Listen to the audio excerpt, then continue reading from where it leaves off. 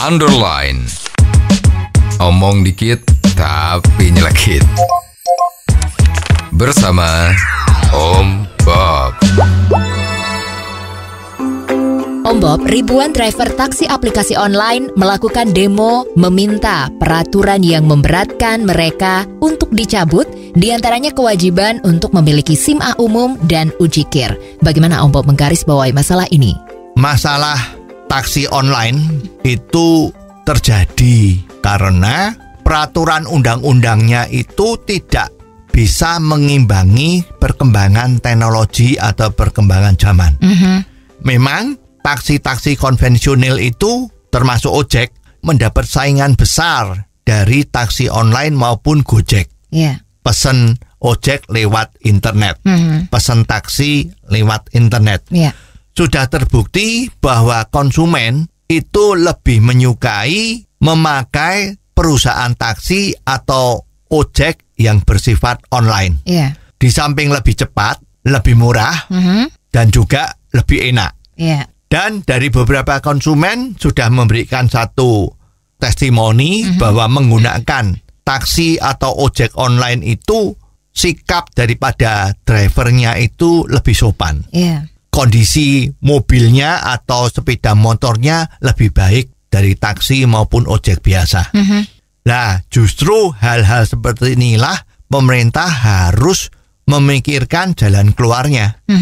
Kalau mengenai masalah sopir dari taksi online ini harus mempunyai SIM A umum, itu adalah bagus. Karena untuk mendapat SIM A umum itu diuji di kantor kepolisian lebih ketat daripada kalau SIM A-nya SIM A mobil pribadi.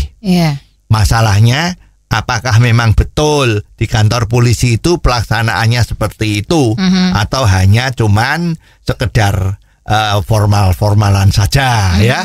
Kalau sekedar formal-formalan saja ya SIM A itu sama dengan SIM A umum. Mungkin yang paling bagus adalah untuk menjadi supir taksi online dia harus mempunyai pengalaman membawa mobil katakanlah 2 tahun. Nah, kalau belum punya pengalaman 2 tahun tidak boleh menjadi drivernya mobil online. Bagaimana dengan aturan mengenai kewajiban taksi online harus mengikuti ujikir, Om Bob? Untuk mengikuti ujikir ini banyak sekali masalahnya. Departemen Perhubungan yang bisa melayani ujikir ini ada berapa kantornya. Nah, sekarang kalau mobil taksi online ini begitu banyak, katakanlah ada 50.000 sampai 100.000, apakah mampu Dinas Perhubungan ini melakukan KIR? Kan juga tidak mungkin. Bagaimana dengan balik nama STNK dari milik pribadi menjadi milik perusahaan, Om Bob? Ya, ini juga tidak betul. Karena konsep dari taksi online ini adalah share. Jadi orang yang punya mobil yang tidak dipakai, juga pemiliknya yang sebagai driver itu punya banyak waktu, maka sisa-sisa waktu ini, katakanlah idle capacity dari mobil ini dipakai untuk mengangkut orang yang membutuhkan. Dengan demikian bisa menjadi lebih murah. Dan kalau ini milik pribadi harus diganti jadi milik perusahaan, harus diganti nama. Lah perusahaannya siapa? Karena konsepnya ini sudah salah sekali. Karena dari kepemilikan pribadi yang punya banyak sisa waktu pemakaian dipakai orang lain supaya jalan tidak tambah banyak mobilnya, sekaligus bisa saling menguntungkan. Yang satu lebih murah, yang satu dapat income. Jadi peraturan ini sebetulnya tidak masuk akal. Kalau seperti ini solusinya bagaimana, Om Bob? Solusi yang paling bagus itu adalah bahwa setiap penumpang mobil online di dalam pembayarannya itu harus ada tambahan biaya asuransi. Jadi kalau kendaraan umum itu kan otomatis ada asuransi jasa raharja. Kalau ada kecelakaan diganti.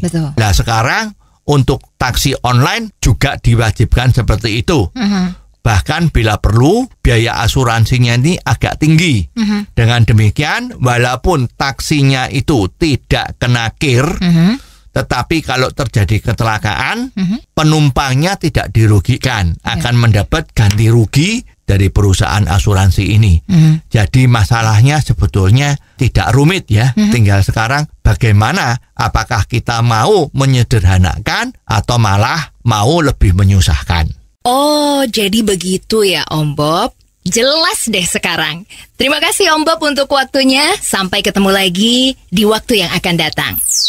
Untuk kritik dan kasus yang perlu dikomentari Om Bob, silahkan kirimkan SMS Anda ke 0856 4141 6767. Sekali lagi, 0856 4141 6767. Underline. Omong dikit tapi nyelekit. Bersama Om